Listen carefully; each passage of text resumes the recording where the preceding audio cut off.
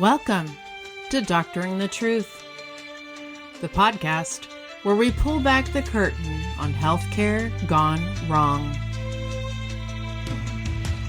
I'm your host, Jenna Tennell, and with me is my delightful co-host, Amanda House.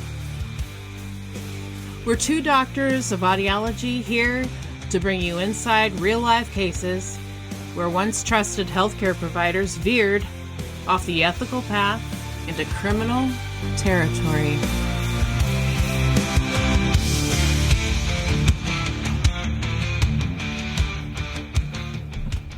Hello, alley cats, and welcome to episode 75 in the Trenches with Marybeth Basicky, Near Death by Boxcutter. Due to personal issues, we're unable to record our usual podcast, but never fear, we have a treat for you. Remember Nurse Marybeth? Well, she has an incredible story to share with you today. And never fear, we'll be back next week with our usual format where I'll be covering another, can you believe it? Another dubious psychiatrist from the University of Minnesota and all about his nefarious activities. Trigger warnings for this episode include graphic details of injuries. So if you're squeamish, you may want to wait and catch up on our library of episodes. So for those who need it, be warned. To recap who Marybeth is, for those of you who aren't aware, Marybeth comes from 17 years of nursing in various trauma settings. She prefers trauma in the rural area where resources are few and interesting cases are frequent. Shootings and stabbings and farm accidents. She's worked in prisons, reservations, and rural healthcare. Her first 10 years were in major trauma hospitals that thrust her into human meats train accidents, major meat processing plants, patients from around the world, and a few celebrities also. Prior to nursing, she was a social worker for the better part of 25 years. Her niche was addiction meets mental health meets marginalized populations. She's particularly fond of Native Americans and passionate to the needs of those who are judged daily. Prior to college, she grew up on an average farm that had puppies, kitties, cows, piggies, plenty of duckies, and a never-ending supply of chicks. Well, Marybeth, I hope you didn't have bears, because that's what I'm dealing with here. We're talking the bears are coming out in force in northern Minnesota. I don't know if the wildfires have meant they have less place to stay, which is really sad, but yours truly here is ever wary of a bear sighting. So stay tuned. I'll keep you posted. But meanwhile, Marybeth is still working with a marginalized community surrounded by the most unique friends. She dabbles in holistic health. She makes bear fat soap and, in fact, was instrumental in getting that legalized in the state of Minnesota. And she never misses a chance to enjoy a dinner on the deck with family and friends. Oh, idyllic. Anywho, let's hear her story. Hello, everyone. Marybeth here again. Today I have an extraordinary experience to share with you that made me a better nurse, made me very nervous, and shocked me to my core. About 5 years ago, I was working a rural ER in a community that is not only rural, but literally in the sticks. We have an amazing crew on with doctors that have seen it all. Remember that in the middle of the night, you will never have the resources or human power as a day shift. Let me set the scene. We are in a very small rural hospital in the middle of nowhere. The winter is cold, but not frigid. The night has been steady with a short lull from the last surge of patients. My favorite doctor, who has seen it all and never rattled, is on duty until 8 a.m. He is always busy charting and catching up on paperwork. The ER is staffed with a clerk to check in and register patients, a charge nurse who has about 10 years of ER experience on me, and the house supervisor. The house supervisor is walking between inpatient and the ER. Inpatient nurses can come over and help, but the situation needs to be Pretty dire for the one ER nurse to leave the poor LPN in charge. There are a few security guards roaming around the hospital as the clinic won't open till 7 a.m. The lab tech and radiology tech are always busy doing their thing, and we never see them unless they are needed for their job. The charge nurse and myself are restocking rooms, cleaning equipment, and getting ready for the next wave that will undoubtedly hit. The doorbell rings from the registration clerk that a patient has arrived and needs triaging. No phone call to accompany the bell, just a bell and a message of the patient's name. It's about 3 a.m. when a young couple in their 20s register with the clerk. They have a cut that needs stitches. Well, that sounds easy enough. We have lots of stitches in the middle of the night. In the winter, we have friends over, and after a couple of drinks, a slip and fall can easily happen. Pretty easy. You would not believe how many people slip on the ice and slice their knee or arm open. So this young couple comes walking into my triage room, this room the size of a broom closet, with one chair, my desk, and computer. The woman is dressed in very fancy clothes, says her boyfriend, standing in the doorway, needs stitches. I'm thinking, this is a slam dunk and nothing I haven't seen before. Visualize this.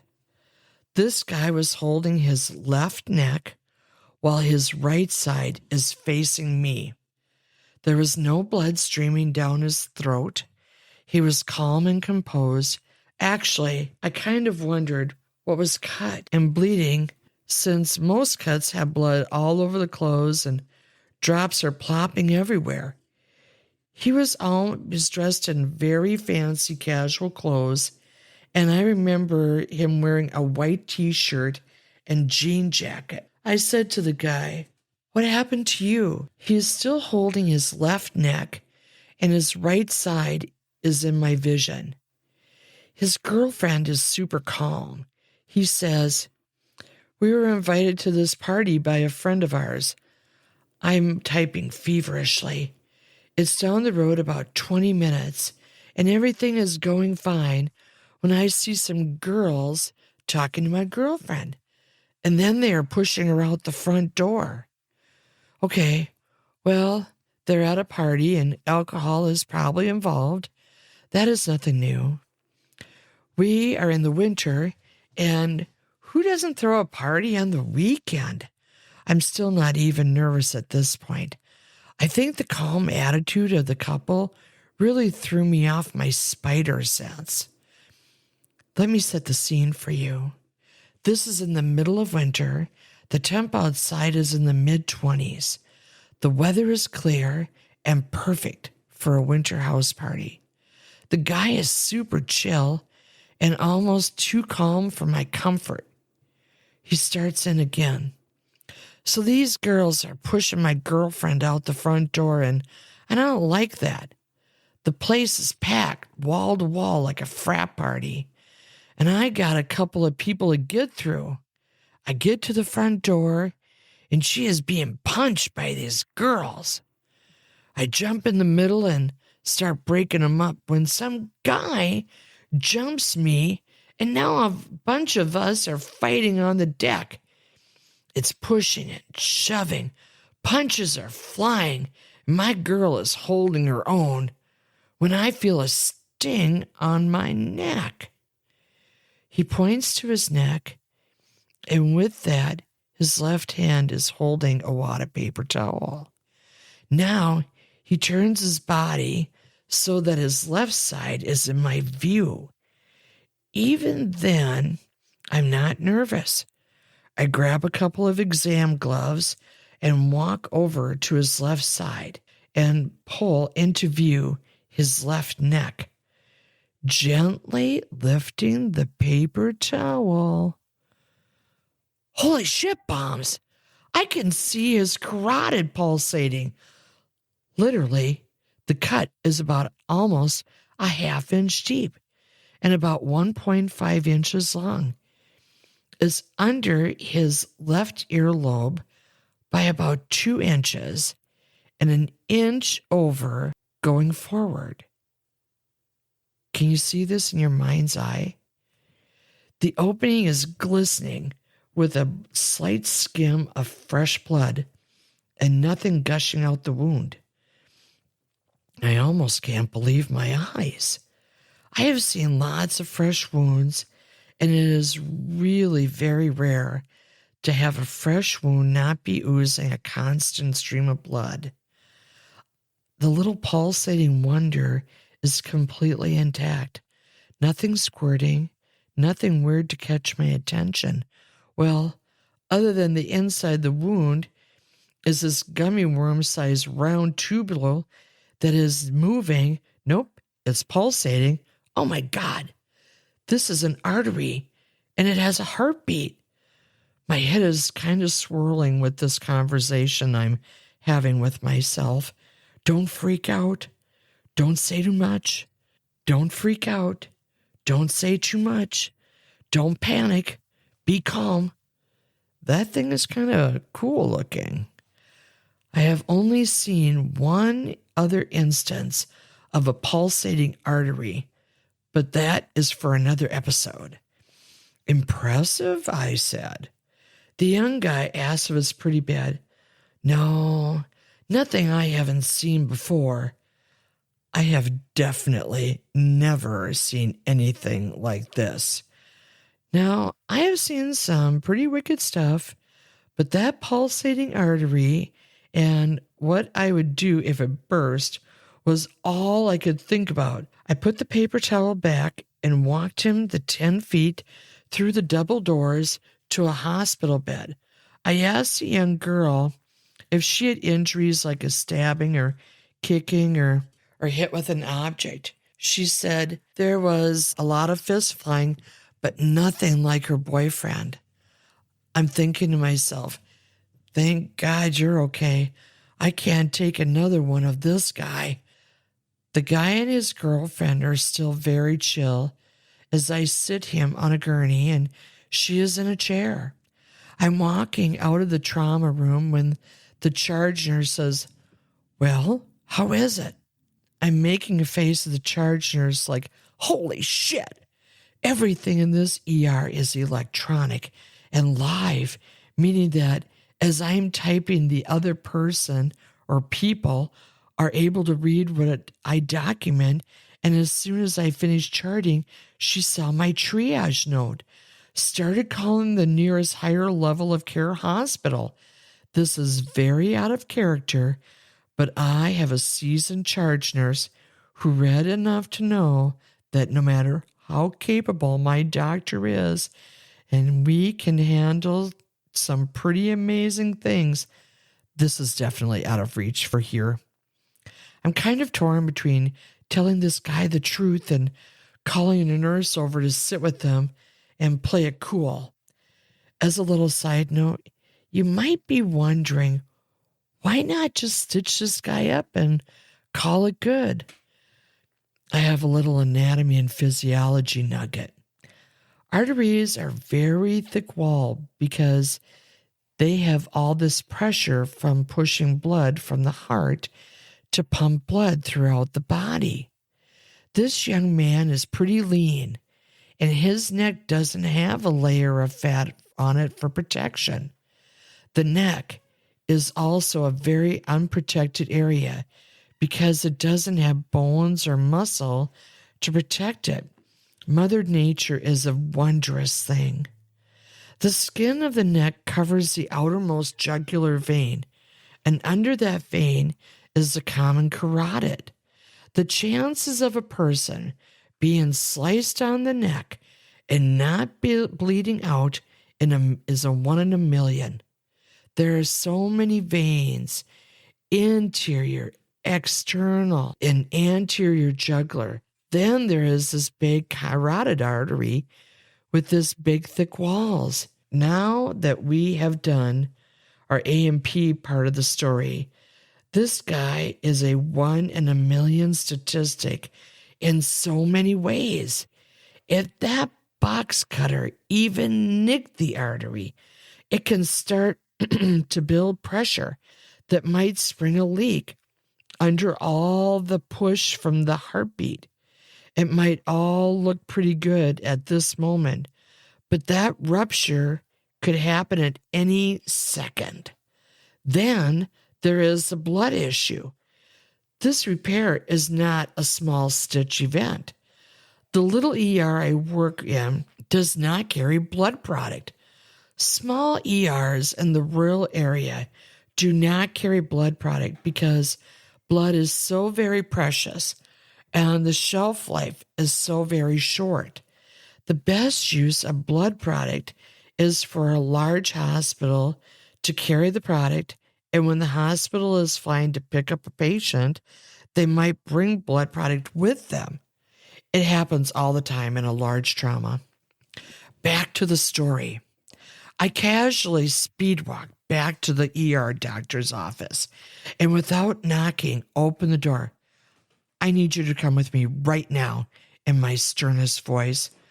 Our ER doctor had pretty much seen it all, and working in this very rural, hour away from the nearest highest level of care hospital was a cakewalk for him. My doctor followed me back to the trauma room where my young couple are just casually waiting. My doctor dons a pair of gloves and casually lifts a paper towel. Very impressive, he says. What were you cut with? My young fellow effortlessly says, a box cutter. Without missing a beat, my provider says, I think I can stitch that up. Now, I'm not one to pick a fight, but I could only see disaster if that box cutter made a nick in the artery and started springing a leak. Lucky for me, the house supervisor interrupted my moment. She informs us that the nearest hospital is informed and that this man will be coming their way. The nurse has also called for the helicopter and blood product. Just in case you're wondering why an ambulance is not called, I would wonder too. This carotid was a powder keg.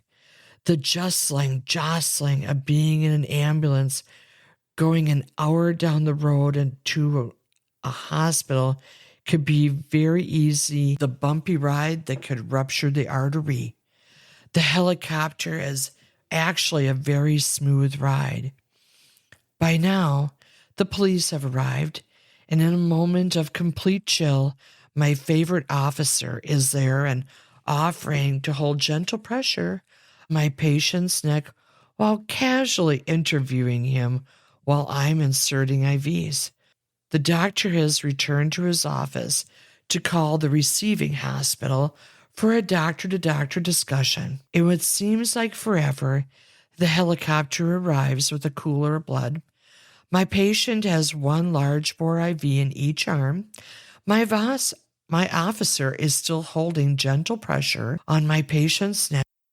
The picture of this event is chaos meets teamwork meets law enforcement interview perfection. The patient is loaded on his gurney and together with 3 flight crew wheeled out to the helicopter pad just outside the ER garage. It seems to take hours, but actually is only a matter of minutes. With the critical patient flying away, the ER doctor turns his attention to the patient girlfriend. She has some injuries from the fight, but nothing like threatening, and is placed in an ambulance to be sent down to the same hospital. I can tell you that by the time the ambulance arrives at the higher level of care hospital, her boyfriend is in surgery. A surgery crew had been called in. An OR was waiting with the trauma crew standing by. 20 stitches later, this man was right as rain. Our provider was still claiming he could have stitched this lad up. right up until the very end of the shift. While I'm positive my provider can do anything, I didn't want to become a surgery nurse. The little morsel I didn't mention earlier is that this police officer is a frequent visitor to the ER in the middle of the night and will be mentioned in other events. His wisdom and spin on the world is amazing, in a legal sense and perfect for the rural demographic. This situation was a once-in-a-lifetime event. I have witnessed horrid gunshots, stabbings, and even seen bones sticking out of the skin. Every situation is unique. Well, what did I learn from this event? Always keep your wits about you. This could have gone wrong at any moment, and that this young man lived while his girlfriend was ambulanced to the same hospital for her injuries is sheer luck. Youth is a crazy thing, and when we are invited to a house party where there are large groups, you never really know what could happen. Oh my goodness. An incredible story. It just goes to show the value of staying calm and the priceless skill of a nurse's intuition. I don't blame the physician for thinking he could solve the issue, but honestly, I think it takes a village to make this kind of a decision. And thank goodness that this individual ended up being okay.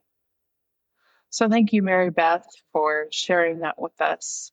It's always fascinating to have a glimpse inside the life of a trauma nurse.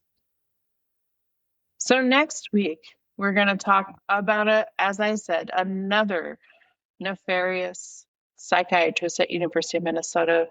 But meanwhile, don't miss a beat. Subscribe or follow Doctor and the Truth wherever you enjoy your podcasts for stories that shock, intrigue, and educate. Trust, after all, is a delicate thing. You can text us directly on our website at doctoringthetruth@buzzsprout.com. Email us your own story ideas, medical mishaps, and comments at doctoringthetruth@gmail.com. Please be sure to follow us on Instagram at Doctoring the Truth Podcast and Facebook at Doctoring the Truth. We're also on TikTok at Doctoring the Truth and Ed on Pod, EDAVPD. Don't forget to download because we don't get credit for you listening to us unless you download. So please do that and rate so that we have reviews and ratings that'll allow us to bring you content every week. So until then, stay safe and stay suspicious. So suspicious, so suspicious. Suspicious. See you next week. Bye.